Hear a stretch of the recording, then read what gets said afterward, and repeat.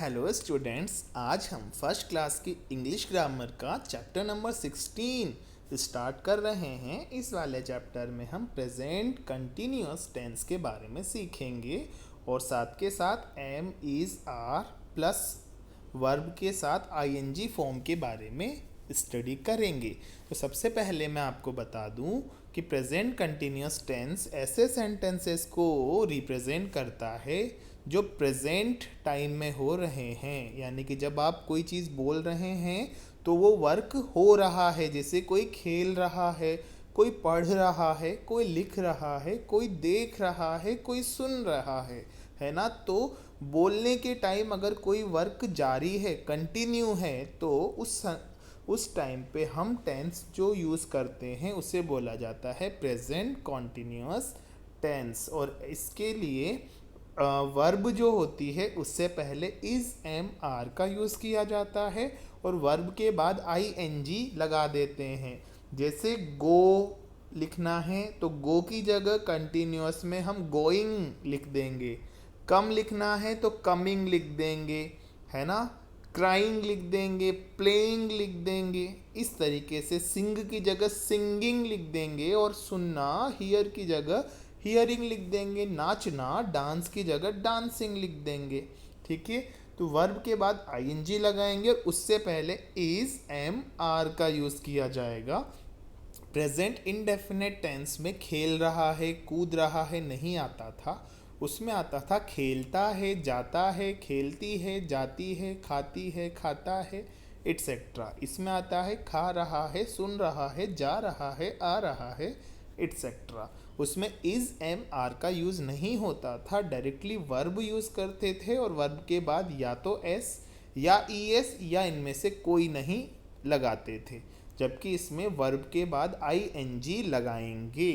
Okay, तो ये तो मेन थीम हो गया इस चैप्टर का। अब बात ये आ गई कब एम, कब इज़ और कब आर लगाएं। तो सिंपल सी बात है भाई, एम तो हमेशा हमेशा आई के साथ ही लगेगा। अब रही बात इज़ और आर की, तो सिंगुलर नाउन के साथ इज़ और प्लूरल नाउन के साथ आर लगाएं। सिंगुलर के साथ इज़ और प्लूरल के साथ आर। अब प्लूरल में जैसे आप कहो यू, तो सर सिंगुलर और प्लूरल दोनों के लिए यूज़ आता है, तो यू को आप हमेशा आर के साथ रखें।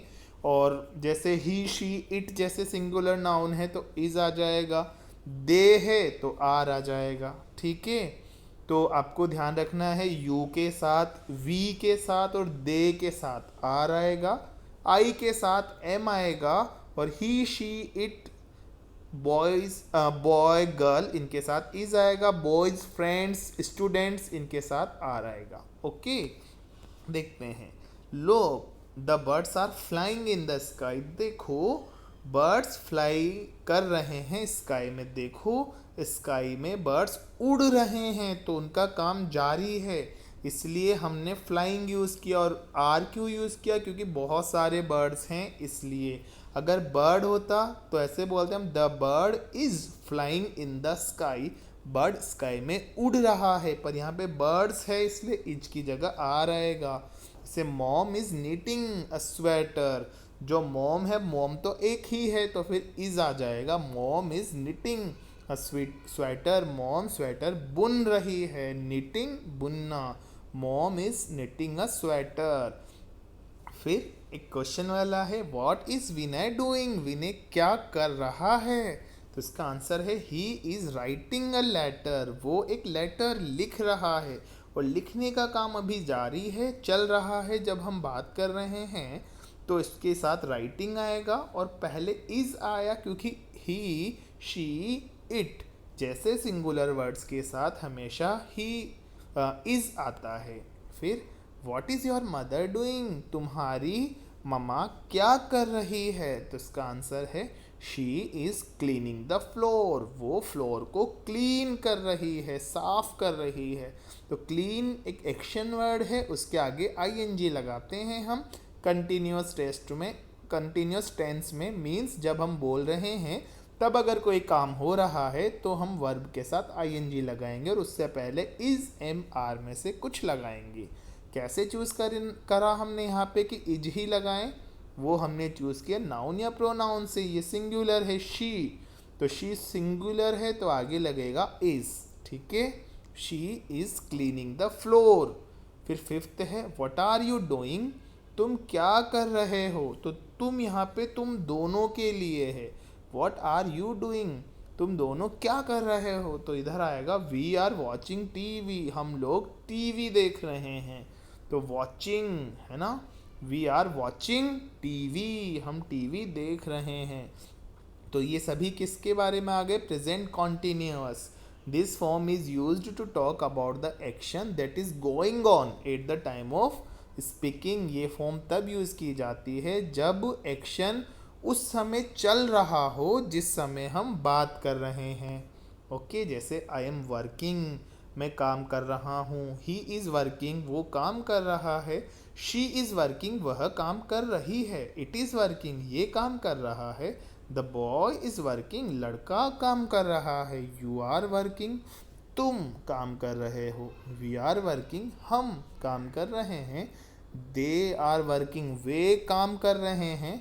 द बॉयज़ आर वर्किंग, लड़के काम कर रहे हैं। Ram and Shyam are working, Ram और श्याम काम कर रहे हैं। तो प्लूरल के साथ आर, सिंगुलर के साथ इज और आई के साथ एम। तो इज एम आर का फंडा समझ में आया। और वर्ब के बाद आई एन जी तभी लगाएंगे जब प्रेजेंट कंटिन्यूअस टेंस हो। ओके, जैसे कुछ एक्सरसाइज है हमारे पास। Complete the following sentences using am, is, are with the words from the box. ठीक है, प्लेइंग, कुकिंग, रीडिंग, क्राइंग, 4 हैं। प्लेइंग मतलब खेल रहा है, कुकिंग मतलब खाना बना रहा है, रीडिंग मतलब पढ़ रहा है, और क्राइंग मतलब रो रहा है। अब देखो ये पढ़ रहा है, ये कह सकते हैं। अब ही के साथ इज आएगा, हम कहेंगे he is reading a news paper. He is reading a news paper, वह एक अखबार को पढ़ रहा है। फिर देखो ये लोग तो खेल रहे हैं। ठीक है, तो Ravi and Anil are playing badminton, are playing badminton. Ravi और अनिल बैडमिंटन खेल रहे हैं। अब देखो ये लड़का रो रहा है, तो the boy is crying, the boy is crying एक ही है इसलिए इज लगाया। अब आई एम कुकिंग फूड, आई के साथ एम आएगा, और कुक की जब कंटिन्यूअस वाली फॉर्म आई एन जी वाली फॉर्म लगाएंगी तो कुकिंग आएगी, मैं खाना बना रहा हूँ। और अगर इस पिक्चर को देखकर बोलें तो मैं खाना बना रही हूँ। तो जब आई बोला जाता है तो हमें जेंडर पता नहीं चल पाता। फीमेल और मेल दोनों में जेंडर से दोनों के लिए वर्ड आई ही रहता है, लेकिन ही और शी में हमें जेंडर पता लग जाता है। ओके, अब मूव करते हैं इसी की नेक्स्ट एक्सरसाइज की ओर। Complete the following sentences using is am are with words in the words given in the box. ठीक है, फ्लाइंग उड़ रहा है, डूइंग काम कर रहा है, प्लेइंग खेल रहा है, राइडिंग चला रहा है यानी कि सवारी कर रहा है, चैटिंग बातें कर रहा है, और टेकिंग ले रहा है। ठीक है, तो देखो the man is riding a horse, the man is riding a horse. Man एक व्यक्ति है वो हॉर्स चला रहा है, हॉर्स की सवारी कर रहा है। फिर ये देखो व्हाट इज अमर डूइंग, अमर क्या कर रहा है। तो he is doing his homework, वह उसका काम कर रहा है। तो क्या आएगा, he is doing his homework. फिर राम एंड हरी पतंग उड़ा रहे हैं, तो पतंग उड़ाने के लिए flying, Ram and Hari are flying kites, are flying kites. फिर वट आर यू डूइंग, आप क्या कर रहे हो। तो I am playing chess with my friend, am playing मैं खेल रहा हूँ, तो आई के साथ हमेशा एम, और खेलना playing.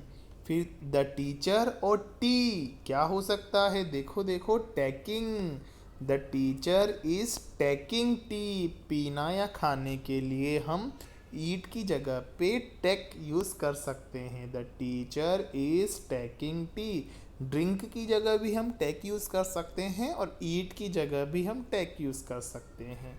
Nita is chatting on the phone, Neeta phone पे बात कर रही है। यहाँ पे टीचर चाय पी रही है। ठीक है, मैं फ्रेंड के साथ चेस खेल रहा हूँ।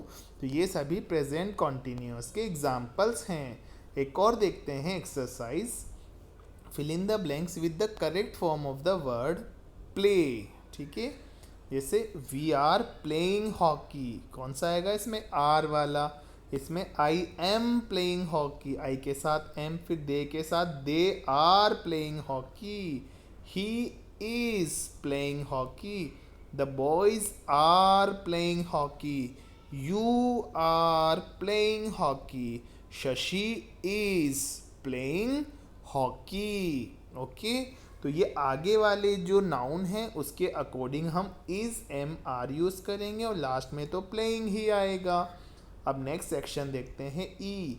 Fill in the blanks using is am are plus I N G using the doing word study. Study के हिसाब से पढ़ना होगा।